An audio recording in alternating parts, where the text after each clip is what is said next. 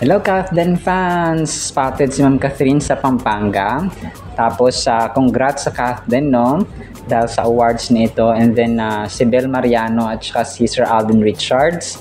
May chemistry nga ba? No? Sabi ng mga tao. And then, full support sina Will Ashley, Dustin Yu, Bianca De Vera, mga kasembreros kay Sir Alden sa kanyang Ultimate Fan Meet sa December 13. So, yan. At marami pang mga items, mga kasembreros. Unahin ko muna ito, si Ma'am Catherine ay spotted, no? Ito po ay picture dun sa birthday ni Ma'am Catherine pa dati, mga kasembreros. So kasama niya dito sina Mami Min, si Ria Ataide, at saka si Ma'am Olivia Lamasan yata ito, mga kasembreros, no? Tapos yon. Pero this was kasi wala akong file nito, mga kasembreros, kaya sinasama ko dito, no? So ito po ay panahon pa ng birthday nga ni house blessing. Yeah, house blessing or birthday ni Ma'am Catherine, mga kasembreros, 2024, no? If I'm not mistaken, mga kasembreros. So kasi 2024 March yata ito, mga kasembreros, no? March or April. Kasi yung birthday ni Ma'am Catherine ay March, tapos yung kanilang house blessing yata. Hindi ko alam kung March, April, May. So, ganun siya, mga kasembreros. So, nag-throwback ang isang admin ni Ma'am Catherine, mga kasembreros. So, yun po. And then ito, marami ang nakapansin.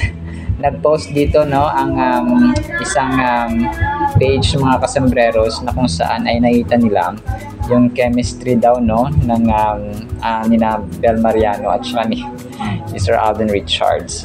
So chemistry siguro sa pelikula pwede, pero sa love team or team up ay medyo wala, mga kasembreros, kasi sobrang bata ni Ma'am Bel para kay Sir Alden Richards, mga kasembreros. And merong Don Bel, no? Sabi ng Abante News Online, napansin ng mga netizen na nag-uumapaw umano ang chemistry ni Alden Richards at Bel Mariano nang magkasama sa public screening na aktor sa pelikula na actress. Basahin ng showbiz. So yun, tapos picture ni Ma'am Bel Mariano at saka Sir Alden, mga kasembreros, Ma'am Bel at saka Sir Alden. So bagay, Alden siniship kay Bel. So parang imposible siya, mga kasembreros, na mangyari. Pero marin natin, no? Pero parang wala pa sa listahan ito ni Sir Alden, no, ng kanyang gagawin, mga kasembreros. Kasi marami pa siyang mga commitments kaliwat kanan, mga kasembreros. And then ito, next item natin, sobrang nakakatuwa ito, mga kasembreros, no? Kasi ang Dustin Yu at saka Bianca De Vera, na sikat nga na galing sa PBB, mga kasembreros, no? At saka si Will Ashley, talagang sabi ni Sir Alden sa kanyang Instagram, love you so bad, no? Talagang mahal na mahal niya ang tatlong ito.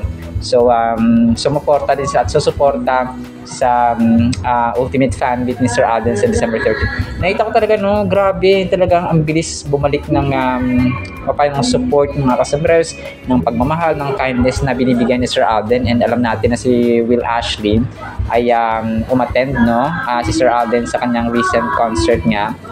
Si Will Ashley, mga kasembreros. And kasi, ang lakas din ng fandoms or fans, mga kasembreros, ni Will Ashley, no, marami rin siyang fans, ang Dustin Yu at saka si Bianca De Vera. So malakas yung kanilang fandom sa mga kasus, kung kaya malaking tulong talaga ito para sa kay Sir Alden, mga kasembreros. So nakakatuwa na nakaka-bless, mga kasembreros, kasi nga ay nakita ko talaga dito yung suportahan ng bawat isa, mga kasembreros. So dito natin nakikita na kapag ikaw talaga ay nagtanim ng kabutihan, gumawa ng kabutihan, mga kasembreros, sa yung kapwa, ay talagang babalik ito. So at nagdala pa ng tao dito ng kasama si Will Ashley, mga kasembreros, na kung saan ay dito nga si Bianca De Vera at saka si Dustin Yu. Si Bianca De Vera, rin to, kalog din to, mga kasembreros, at saka sobrang bait din ni Bianca. Tapos marami rin siyang fans, no? Nakita ko yung TikTok accounts nila kapag sila ay nag-upload, no? Talagang million views agad mga kasembreros. Sina Bianca De Vera at saka si Dustin Yu mga kasembreros. So maraming salamat mga bunso, no? Kasi mga bunsong kapatid ito ni Sir Alden sa industriya ng showbiz. Tapos ito, no, congratulations sa Kathleen ha. Nag-post dito ang isang admin mga kasembreros na kung saan ay kinocongratulate niya ang Kathleen. Ito naman ay parang pagkahalo na dito yung TMPC Star Awards for Movies ng Kathleen nga mga kasembreros, no, Best Actor at saka Best Actress at saka yung Best Love Team of the Year na talagang nananalangin ako na makuha ng Kathleen mga kasembreros, no, yung Best Love Team of the Year. Tapos yon si Sir Alden at saka yung isa pa yung Artista Achievers Award mga kasembreros, no, na kung saan ay pinarangalan din ang Kathleen mga kasembreros. So congratulations, no, sa Kathleen. And then ito, next item natin mga kasembreros. So nag-throwback, no, ang isang so ito muna mga kasembreros yung BPI ni Ma'am Catherine ay nag-post ng dito ng picture ni Ma'am Catherine mga kasembreros na kung saan ay siyang endorser mga kasembreros ng BPI. Nakakatuwa kasi yung BPI ngayon yung parang number 1 na outstanding bank mga kasembreros sa Pilipinas. So ang kanya naman dito ay BPI Direct Banco, yung Banco BPI. So hindi man siya yung pinaka BPI talaga na bangko mga kasembreros, pero parang siya, parang concierge or parang sister ng ng BPI mga kasembreros itong bangko. Na pinopromote niya at brand endorser si Ma'am Catherine mga kasembreros. So dito ay parang nag-promote siya ng loan mga kasembreros sa negosyo ko, loan paglago ng negosyo kaya sa bangko. So as low as 100 pesos per day for 6 months. So apply na. So sabi niya dito sa kanyang naka-red si Phenomenal Box Office Cinema Queen. And then ito, ang cute ng ginawa ng isang fan dito, no? Si Ma'am Catherine at Sir Alden ay nilagay niya sa mga bulaklak, no? Mga sunflower, roses, mga kasembreros. They went to the sunflowers and roses flowers farm.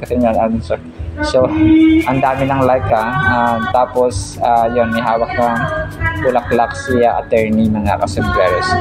So, credit kay Donna May Landicho, no? Maraming salamat po Ma'am Donna May Landicho. And then si Ma'am Catherine, so ito na nga spotted siya sa Pampanga. Ito po ay bumisita siya, nagkaroon siya ng regular check-up sa CAD Clinic mga kasembreros, no? Center for Advanced Dentistry mga kasembreros. So sa Pampanga kasi ito yung branch nito mga kasembreros, kaya sinabi natin na spotted sa Pampanga si attorney mga kasembreros. So ito ay ang kanyang dito, ang kanyang damit ay naka-stripes na black at saka of course nagpalinis si attorney mga kasembreros. And the next item natin mga kasembreros, post ni Ma'am Catherine, no, sa kanyang Instagram story itong magic sarap niya na endorsement video. So ito pala yung bago ng dito na nung finlash natin nakaraan na nakakulay dilaw si Ma'am Catherine mga kasembreros. And ang cute kasi kasama niya pala dito si Benedict Kua mga kasembreros, no, na isang sikat na TikToker din siya mga kasembreros or vlogger, si Benedict Kua mga kasembreros. So ang cute lang kasi dito si Ma'am Catherine, parang halos pala lahat ng kasama niya dito ay parang may lahing Chinese, no, at saka yung cook mga kasembreros. So si parang pala dito, parang Christmas special nila mga kasembreros. So sabi nila dito sa sigaw nila, get ready with Maggie, no, ngayong Pasko mga kasembreros. So parang may pala sila dito parang meron silang game dito mga kasembreros. Tapos ang cute nila sabi ni Pagkakanito, ba't siya may pepper? Ako wala, sabi So parang banding, kulitan at saka sabi na ito ay welcome to our kitchen. Welcome to our kitchen. It's time to cook with magic, no? Foodie, newbie, pwedeng gawing magical ang Pasko.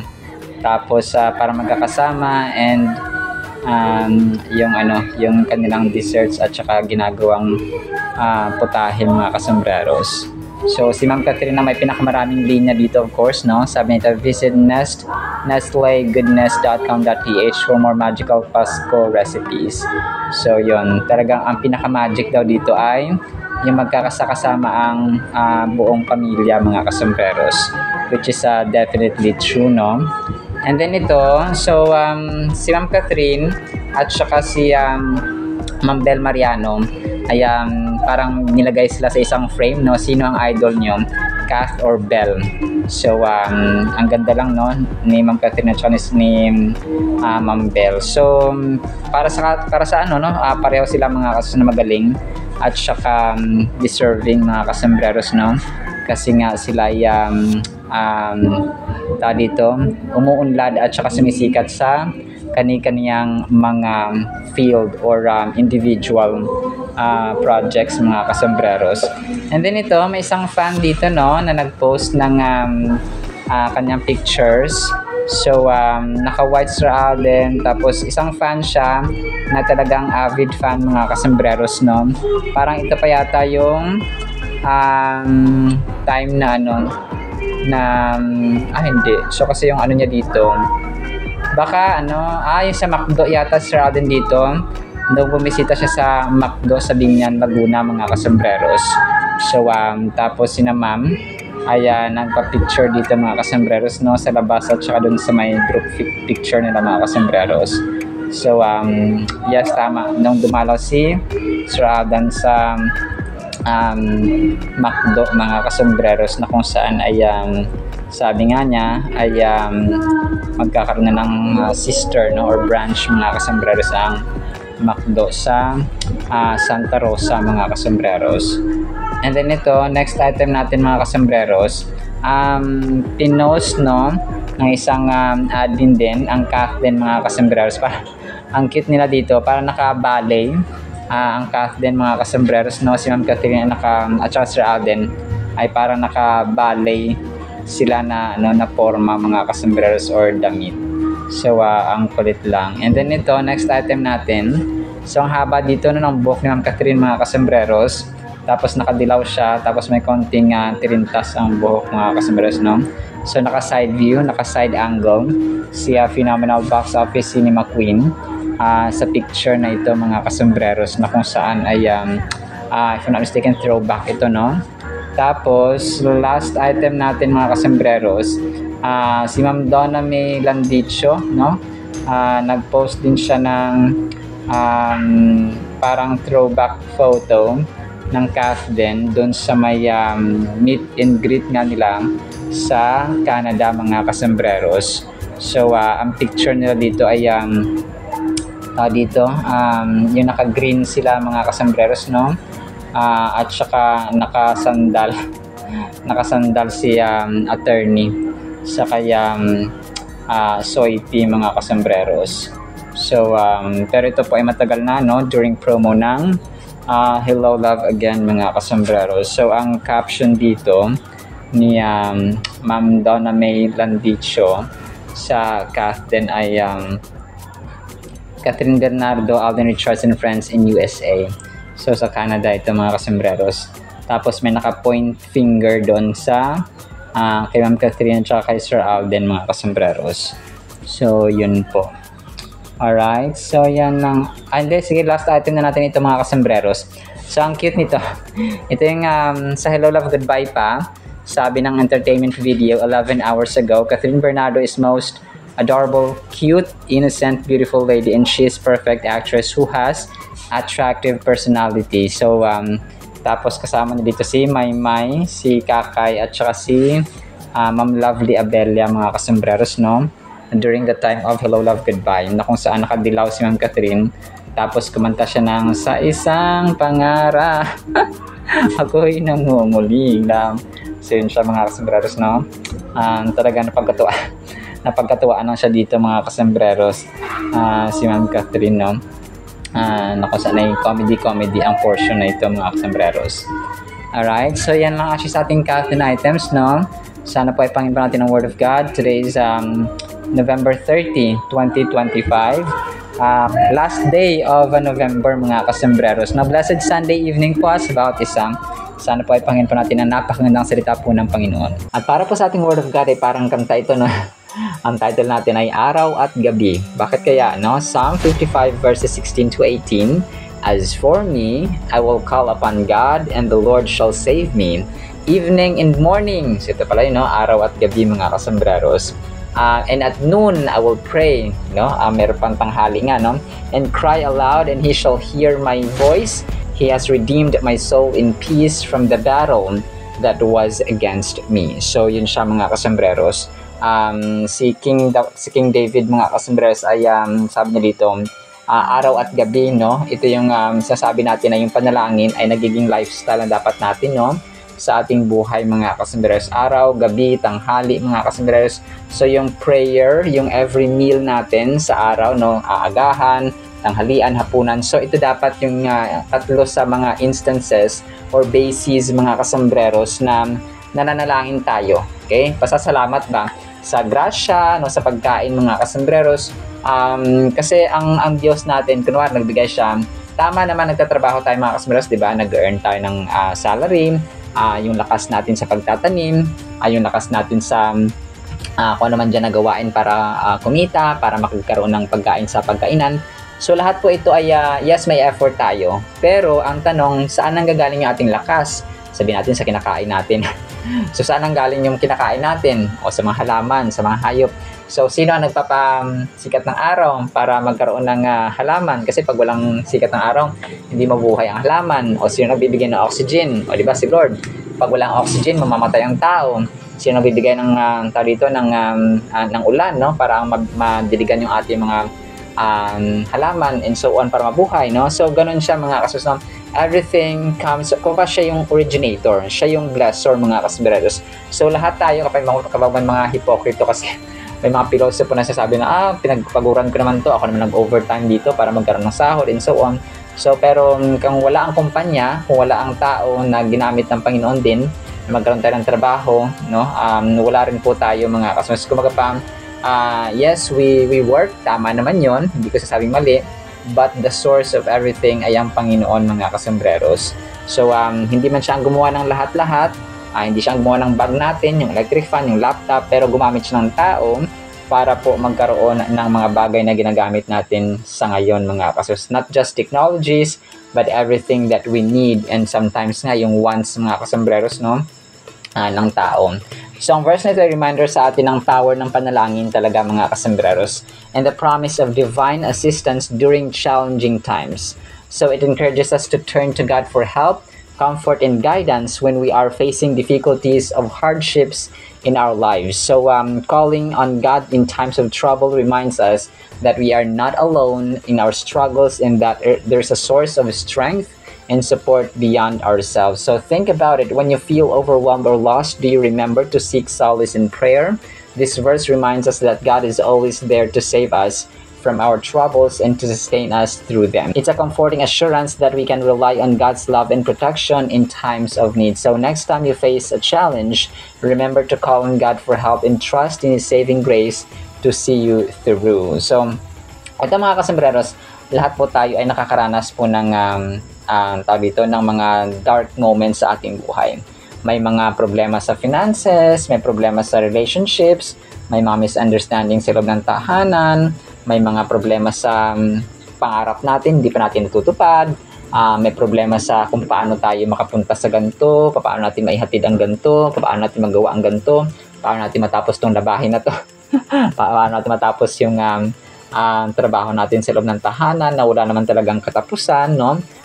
So marami, no? Small, big, average challenges mga kasembreros, name them all, ay yun po yung kinakarap natin sa araw-araw nating pamumuhay. And kung parang na-use na tayo sa ganong uri ng pamumuhay na gigising tayo, so we do the same routines, we do the same jobs, we do the same house chores, etc. So, pero more than that, yung ating panalangin dapat nagiging routine na rin natin siya mga kasombreros, no? Amidst the turmoil na Psalms 55 verse 16 mga kasombreros, 16 to 18, specifically sa 16 mga kasombreros, shines as a beacon of unwavering faith and resolve.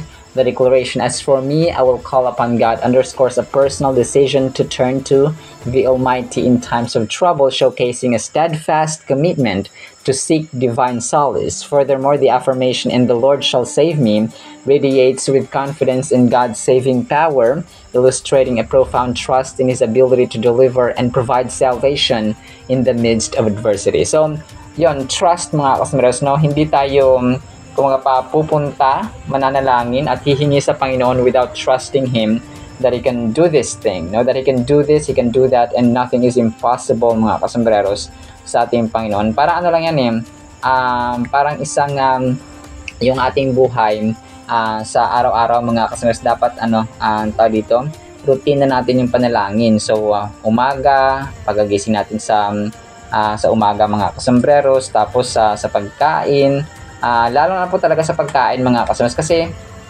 sa pagkain pa lang literal natin nakikita na may grasya pa tayo, may biyaya mula sa Panginoon na may makakain pa tayo, meron pa tayong nourishment na makukuha. So literal yon na na blessing talaga mga kasombreros.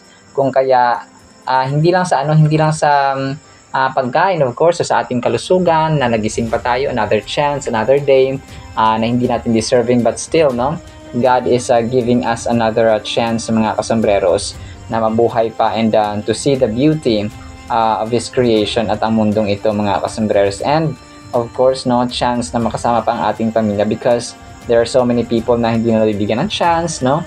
Kung kaya ay wala na sila sa mundong ito mga kasombreros. So hindi naman natin sinasabi na parang sumpa, no, na mamatay sila ng maaga, but still, no, yung mundong ito ay exact representation din ng kabutihan ng ating Panginoon mga kasombreros. Kaya hindi lang isang beses tayo dapat nananalangin sa isang gabi, ay sa isang araw mga kasombreros, kundi araw, gabi, tanghali pa nga mga kasombreros, no, na kung saan ay tayo po ay tinuturuan parati ng Panginoon. In conclusion, the profound message encapsulated in Psalm 55 verses 16 to 18 resonate across generations, urging us to cultivate a habit of seeking God in times of distress. Let us heed the call to turn to Him in prayer, anchoring our faith in His promise to save and deliver, even in the midst of life's most challenging moments. So yun siya mga kasombreros. Kumbaga pa, the more that we encounter problems, the more that we turn to God mga kasombreros. Not turn away from Him, but turn to Him mga kasombreros. Kasi ang ginagawa ng mga tao, yung karamihan, ay lumalayo sila, no? Instead of lumapit sa Panginoon, yung iba ay nagagalit pa. No, Lord, bakit mo ginawa sa akin to? Parang sinisisi pa nila yung Panginoon mga kasombreros dahil sa problema na kinakaharap nila, not knowing na inallow yun ng Panginoon para tayo po ay mas lalo pang magtiwala sa kanyang pangako. It's a test of faith mga kasombreros kapag meron tayong mga pagsubok sa buhay. So, ganun ang gawin natin mga kasombreros. And parati natin nire-remind paulit-ulit na ang panalangin talaga mga kasombreros ay nagbubukas ng blessings, ng bodega ng blessings ng Panginoon mga kasombreros sa langit. So, without the key, wala yung susi ng panalangin, ay paano bubuksan, no, yung tawag dito, yung kanyang pagpapala sa langit, no, na para dapat ito kay Dennis Villa, so hindi nabuksan kasi hindi na nanalangin. So ganun ba mga kasombreros, na hindi nagpapatawad, pasaway sa magulang. So mga ganong tipo, mga walang panahon sa pagbiblia, walang panahon sa panalangin, walang panahon sa Panginoon, no? Puro sariling gala, sariling leisure at saka entertainment na lang at saka party ng isip na ito. So ganon mga kasombreros. Now, we can find peace and rest in God by casting our burdens and cares upon Him. We can experience a sense of relief and comfort by surrendering our worries and troubles to God, knowing that He is in control. This act of giving our concerns to God allows us to release the weight of our burdens and trust in His wisdom and strength to carry them for us. So, ibigay natin, Lord, ibinibigay ko sa iyo, sobrang bigat na, sobrang sakit na, sobrang hirap na, I lay down everything sa iyo, kayo na pong bahala. No, ganun ba? Kayo na pong bahala sa aming mga plano, sa aming mga desisyon. Give us wisdom, no? Give us the courage, give us the spirit of hope, love, patience, perseverance, etc. So, ganun mga kasembreros, no? And parati nating sabihin parati na sa end ng ating prayer in Jesus' name, Amen. So, ganun ba mga kasembreros? So, sa ating application, embrace the power of prayer as a sanctuary for your worries. Surrender your burdens to God, finding strength in His ever-present guidance. Nourish your spirit by opening up to Him, forging a bond that transcends all challenges. So yun, ang desisyon ay nasa sa atin pa rin mga kasama. Ako, nakapag-remind ako, nakakapag-motivate ako, pero ang huling desisyon ay sa inyo pa rin mga kasembreros, no? Kasi ako rin po ay ginagawa ko lang aking purpose sa buhay. So, meron tayong kanya-kanyang purpose no? Mga kasembreros. So, kahit na marami tayong ginagawa, kung hindi natin nagagawa yung pinaka-main purpose natin sa buhay, useless po ang ating existence sa mundong ito. Kung ako sa inyo, know your purpose, no? Read the Bible and obey what's in the Bible, mga kasmas. Kasi dyan talaga ang pinaka-source po ng purpose at meaning ng buhay natin. Alright? So, yun sa ating Word of God, ha? No, pagpaplaan po tayo ng pag-ibig, pananampalataya, pag-asa, and a life that is full of prayer, mga kasembreros, every single day, every single hour and moment ng ating buhay, whenever or whichever is applicable, mga kasembreros. In Jesus' mighty name we pray. Amen and amen. See you sa next segment, mga kasembreros, and paalam po.